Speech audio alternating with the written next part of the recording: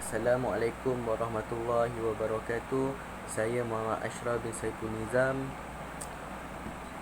Saya ingin mengongsikan salah seorang daripada Khulafa Ar-Rasyidin yang saya amat sukai, iaitu Umar Al-Khattab bin Nufail bin Abdul Uzza. Beliau berketurunan Bani Adi Quraisy, lahir pada 584 Masihi, iaitu 13 tahun selepas kelahiran Rasulullah SAW. Dilahirkan di Mekah Al-Mukarramah, menjadi khalifah yang kedua daripada Khulafa Ar-Rasyidin bermula 22 Jamadil Akhir tahun 13 Hijrah bersamaan 23 Ogos 634 Masihi. Beliau memerintah selama 10 tahun 6 bulan. Wafat pada bulan Zulhijjah 23 Hijrah ketika berusia 63 tahun.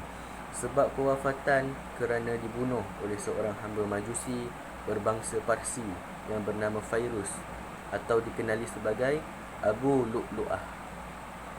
Gelaran beliau adalah Al-Faruq, iaitu pemisah antara yang batil dan hak. Mendapat hidayah Islam berusia 33 tahun. Beliau dengan berani mengisytiharkan keislaman beliau pada masyarakat Arab tanpa merasa gentar sedikit pun. Sayyidina Umar terkenal sebagai seorang yang menegakkan kebenaran. Saya di sini, yang membuatkan saya menyukai Sayyidina Umar adalah keberanian beliau. Keberanian beliau, tidak boleh sesiapa yang menentang beliau. Tidak boleh seseorang yang boleh berhujah dengan beliau, kerana beliau hanyalah berhujah dengan pedang sahaja.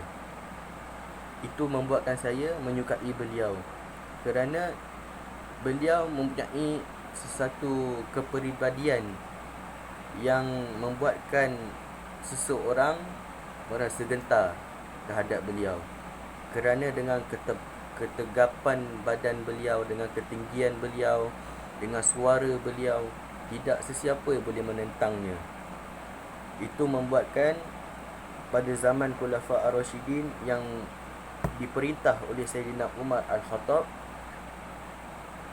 yang membuatkan pada zaman itu tiada sesiapa pun boleh membuka pintu fitnah, kerana dengan sifat beliau. Sehinggalah kewafatan beliau, barulah pintu fitnah itu dibuka. Ketika beliau, Sayyidina Umar Al-Khattab, dengan Rasulullah SAW, mereka ingin berhijrah ke Madinah, dan beliau mengatakan barang sesiapa ingin menghalang beliau, beliau cabar untuk tampil ke hadapan. Itu membuatkan Rasulullah SAW dapat berhijrah, dikarenakan beliau menunjukkan sifat keberanian. Sumbangan beliau adalah Umar Al-Khattab adalah orang yang pertama membuka institusi Baitul Mal. Beliaulah membuat penerokaan kawasan-kawasan yang baru untuk dijadikan tanah pertanian serta saliran air.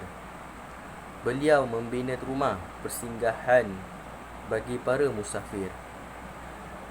Dan yang last sekali adalah mengasaskan undang-undang Hizbah dan mengasaskan takwim Islam. Dan itu sahajalah mungkin ada banyak lagi sumbangan-sumbangan beliau, dan saya ambil yang sedikit-sedikit saja. Ini sahaja yang saya ingin nyatakan, dan saya ingin mengucapkan terima kasih kepada Madam Aziati yang mendorong kita sehingga hari ini. Dan saya ingin mengucapkan wabillahi taufiq wal hidayah. Assalamualaikum warahmatullahi wabarakatuh.